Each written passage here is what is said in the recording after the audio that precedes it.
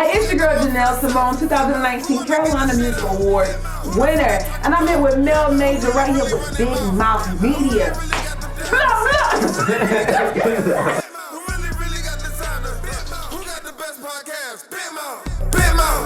What's good, man? It's your boy Mel Major, today on Big Mouth Media, man. And today, man, we have an award winner in the building, man.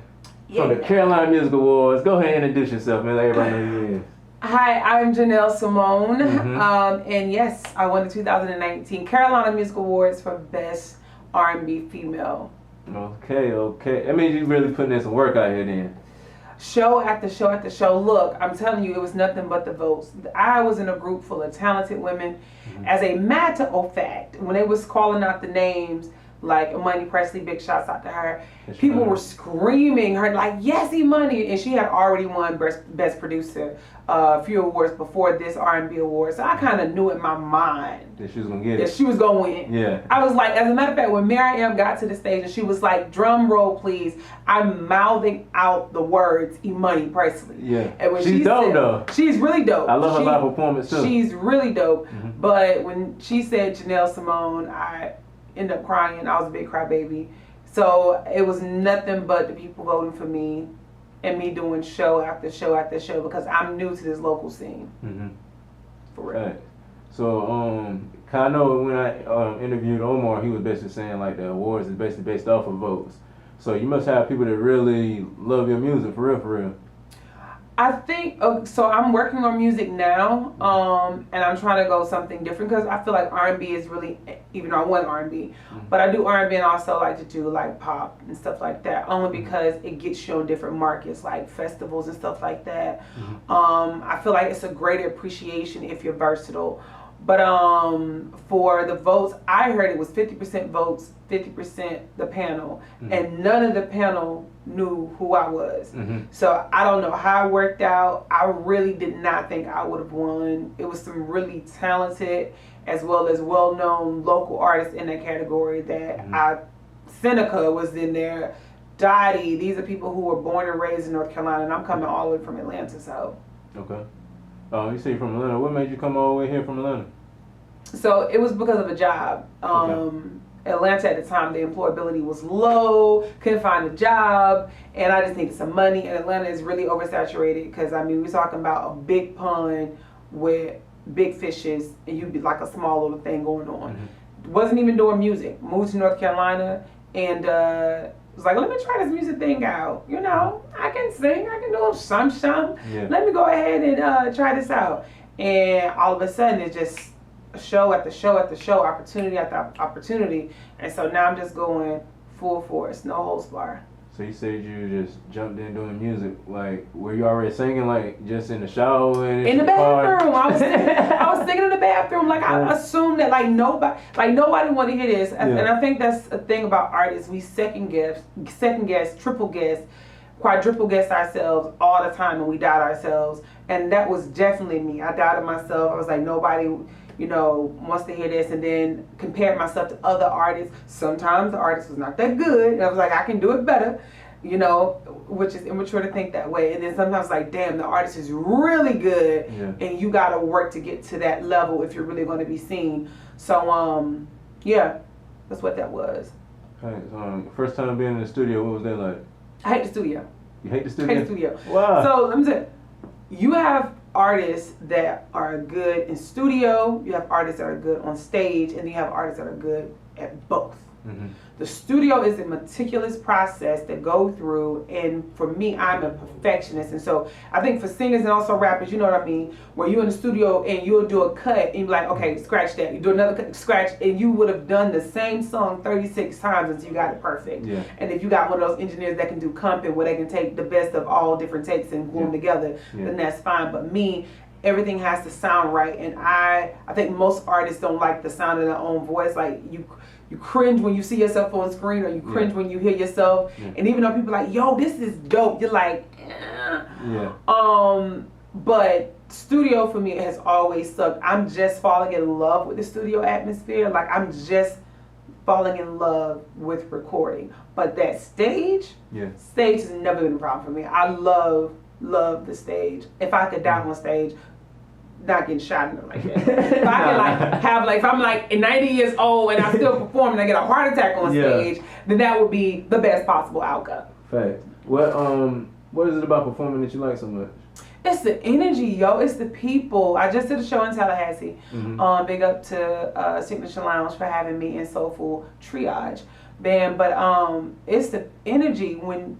See, I think what was getting lost with a lot of these artists today is the art of taking people on a journey musically has been thrown out the window. Now it's I'm gonna do this first song, then I'm gonna do my second song, then I'm gonna do my third song. Okay, I'm sorry, I'm doing all the affectations, but you know what I'm saying? It's really just 1, 2, 3. But it used to be back in the day where from beginning to end, the artist took you on a journey. And I think that's why artist development, and I know I'm kind of veering off, I'm sorry, but artist development has been taken off the table completely. You know, your Tony Braxton's, and I think Beyonce is probably one of the last artists at the tail end of that artist development stage where they took the artist and taught them how you did this and how you did that. So one thing about the stage for me is the attention is on you. Those people paid their money. You get to either sing to them or you get to create an experience that they would never forget. And my goal in mind every single time, if you've been to one of my shows, is I want to take you on an experience. You will definitely be on a journey from beginning to end. So by the end of it, you can be like, you made me think about something. You made me go home and talk to my husband or talk to my wife, or I felt what you said about this, or I just got divorced and I was going through what your song was talking about, and you get something out of it, and that's the most important part of artistry, period. So does a lot of your music come from like personal experiences or people around you, or where do you like get like your content from? So a lot of my music comes from my personal experiences. I do really good heartbreak songs. Okay. I do really good heartbreak songs. I do really good warning songs as well, like warning women to be cognizant. I think the nature of dating and relationships have changed due to social media and all these dating apps and stuff like that. So with that being said, it's a lot of women, it's a lot of people, period, not only just women, but statistically women make the majority of that pool of, you know, being heartbroken and stuff. Yeah, I was married, got a divorce. I've been in relationship, out of relationships. This music industry is unforgiving. It either causes you to be very vulnerable or it causes you to check out. And if you're going to be vulnerable, you got to tell your truth. I'll use a quote, Emily Dickinson. She said, tell the truth, tell all the truth, but tell it slant. You know, tell it in such a way where people can comprehend it, and what better way than music. So I always use my personal. Everything you hear on my upcoming EP, every lyric I wrote, okay, you will know that, damn, Shorty was heartbroken. Shorty was bitter. Shorty was, I mean, I got a song called Dead Nigga, and that's not You got a song called Dead Nigga? No, Dear Nigga. Oh, they said Dead Nigga. No, not Dead. I don't want him to die. I don't want him to die. Yeah. But it's Dead Nigga, and in the lyrics I go, and there's also another song called Prelude to Closure. And in these two songs, one song is really like vulnerable when I'm writing about my feelings, and I didn't use no, you know, one fish, two fish, blue fish, red. No, I used some real words, like some real sentiments that I felt about that man. And then the Dear Nigga is more like angry, bitter, upset, and I used some real words to describe what I was going through and how toxic our relationship is. And now, that was years ago, I'm fine. That EP helped me move on and move through, and so now I'm just going to give it to you guys, and you do what will. Right. So you said two things before then. You said that you write your own music, and you also said, what was the other thing that you said? You said that first off, you write your own music. Being an R&B singer, it's like a lot of people, they don't write their own music. So do you take like pride in doing that? I do take pride in writing my own music. I think it's, I kind of get offended when I'm singing somebody else's music. Now, okay, when I say offended, I use that loosely. I am a soul singer. Okay, I don't have a light, airy voice. I don't sing, and that's not saying anything wrong with that. I mean, I love the nuances in all different types of voices, but I'm just talking about me. I don't have a light, airy voice, and for me to feel the song, I gotta connect with the words. And what I find most times is, if I didn't write it, the connection is a little off. That's not for all songs, but for most that I find that are given to me. But my music, I write my music. It needs to say what I need it to say, so it can do what it needs to do for me. And in it doing what it needs to do for me, the person looking at me going through that experience, you get to take from that what you will. Because when I'm singing my music, I'm putting myself back into that headspace, and whatever you see me going through, I mean, hey, you're like, dang, I just went through that yesterday, or I'm going through that now, or my sister or my brother just went through that. So the connection is there, and the audience will ride with you from beginning to end. Okay. That's great. You also said you got an EP coming up. Yes. Been working on this EP for a long time. How long is a long time? Oh, honey, it's been a year and a half. Okay. And the reason why is because that's not really long though. You don't think so? I mean, it is, but I mean, but from like your experiences, like you're writing from real life experiences, so you have to live life sometime to actually put out a body of work sometime. And on top of that, I had a friend who also is a local artist, Deshaun, from Deshaun and So, I don't know if you know them. But he told me, he was like, well, you think you're going to come in this game, you think you ain't going to spend no money, you know. Oh, yeah, most definitely. And you spend money. Yeah. And so I was naive because I'm thinking to myself, okay, got to buy the beats. And then I had to learn about track outs and lease beats and exclusive rights. And then from there, you got to get the studio time in. And I'm a perfectionist, so I want to go to the best studio as possible within my budget, but still costs a lot of money. So then there's that. Then it's the art of recording, because I was very new to recording. I didn't like the way my voice sound played back, picking out harmonies and vocal arrangements. So a lot of times, like, you can be singing it right now, rapping it right now, and when you get in the studio, it sounds completely different than what you was like. I'm like, I don't like none of this. Scratch it off. Yeah. So I'm very much that way, and what's happening now is I'm getting surprised in the most beautiful way, because I do my music and then I go and I record it, and then it sounds either as good as I thought it would sound or better. And I think, to me, I don't really think that, I think it's just me getting used to my own voice. So then there's that. But yeah. What was your question again? I completely forgot. We was talking about the EP. Oh, EP. So it's coming out. Talking circles. It's coming out. The EP is coming out. You got a title for it? It was called The First 15. I think I'm going to call it 15. And 15 is like one of those numbers, like first 15 minutes of fame, all of that. So it's going to be like the first 15. And either that, I'm going to call it the Blue Jay. I'm going to put it out there and let the fans decide. Like, Blue Jay and the first 15, but it all deals with relationships. Okay. You got a date on the project? Not yet, because I just got some new beats and I'm working around. So at this time I have 12 songs. So and about trying to add more songs up there. No, I'm gonna actually break it down, because I like a short EP. Like I like it like 5 songs or less. I think EP is real like 8 or less. 8 or less. So. Yeah. So then after 8, I think it goes into an LP. But I want like a really short one, but I want to have like these very intricate interludes in between, so that makes it technically 10. But the interludes are going to be attached to the songs, and they all tell a story. But I was working on my sound, like really, because I'm R&B, but it's like I don't want to do. It's going to be a mix. Trust me. It's pop on there. It's R&B on there. People what are may. Some of your influences? Well, my new influence now is Lizzo. Word. Yeah. It's crazy as I seen Lizzo at Hopscotch maybe 3 or 4 years ago. She was at Cam and she had performed. When I seen her, it was like I knew she was gonna go from that moment, and it's like just seeing her grow from that point on, and now it's like crazy. And the reason why I say she's my influence now, her and Jill Scott. I love Jill Scott because Jill Scott does the art of taking people on a journey. I've seen her live and she does just that. Like you literally got to take notes, because what she does from beginning to end is spectacular. But Lizzo's my favorite, because she creates. Somebody told me, stop making music for the Ritz, making music for the PNC. Meaning, like, a lot of these people sing these little slow ballads, really light, and that's good for the Ritz. You want to sell out, play a guitar or whatever, sell out the Ritz. But people want to have fun, and that's what Lizzo's music is. It's big, it's heavy instrumentals and everything like that. And she had dancers on stage. Dancers, like, so people love to have fun, and so that's what I'm doing now. So I'm gonna start releasing some tracks where they're fun, they're poppy, so I can cross over, because that's my thing. I want to be a crossover artist. Right. And then I'm also gonna do something it's R&B on there as well. So What's up? It's gonna be dope. It's gonna be dope.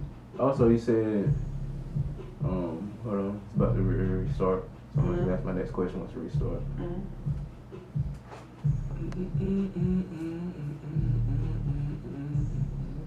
Beats. There's some producers in there. So you say you just came back from Tallahassee. So you be doing a lot of traveling. Yes, so I will be in Tallahassee. Well, I went to Tallahassee. I'll be in Philly. I'll be in DC.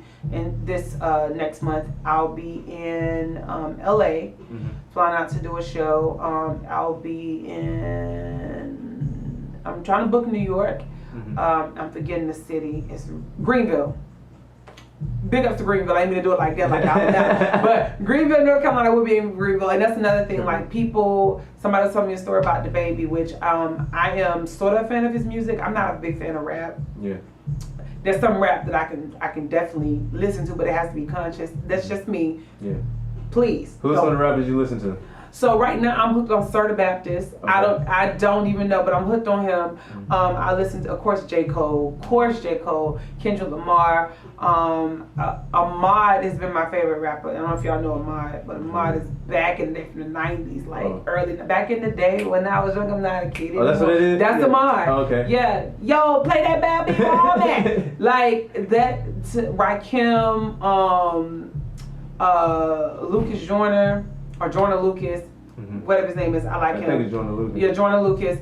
But I listen to a lot of conscious rap. Anything that I can get, I can. So the baby, I did listen to the baby. I love his song Babysitter.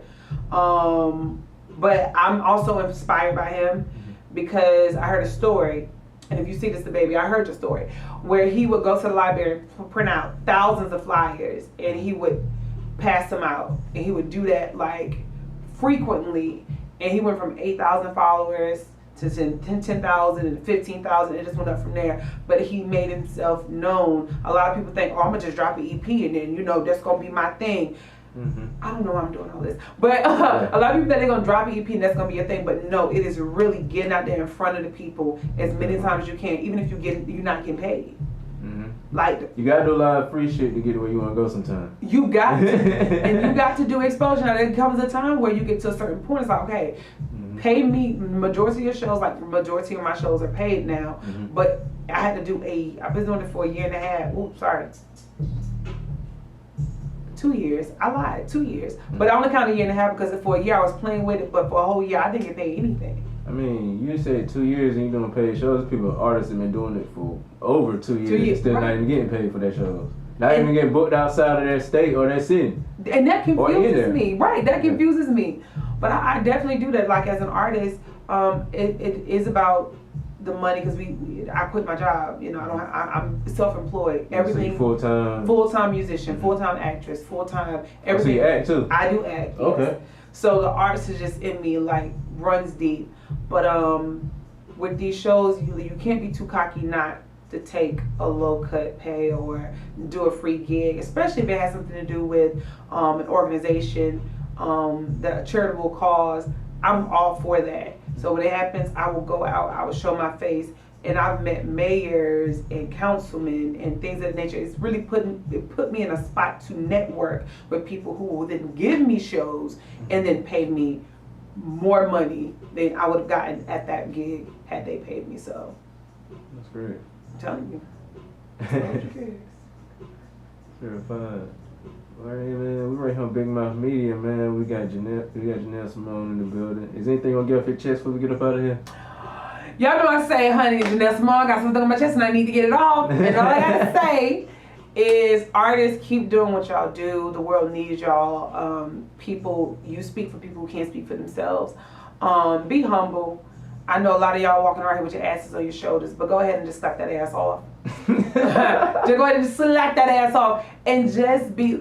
The Kendrick Lamar said it best. Was it Kendrick or was it Jake? I don't know. It's one of them, but they said, "Be humble, sit down." Yeah, it was Kendrick. It was Kendrick. I know. See, my right mind. Go with my right mind. It was Kendrick. Yeah. Other than that, like, just be great. It's not a competition. It's enough out here for us to eat. Everybody, trust me, it's enough out here. So that's all I got to say. Follow me On Instagram at The Real, TheReal, Janelle, Janelle Symone, and it's Janelle Symone on Facebook. And please come to my shows. It's up to you, but I promise you, you won't be disappointed. Where can they on your Instagram know that they can stay updated on your shows and stuff? Stay up to, and I do have a website coming out. It's going to be www.janelle-simone.com because JanelleSymone.com was already purchased by me. I just can't use it. So I was about to say somebody had play ahead and trying to take your shit.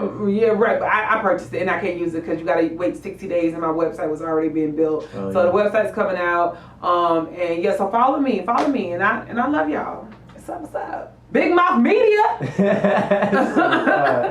know what time it is? Your boy Mel Major, man. Right here, Big Mouth Media, Janelle Symone. We out of here.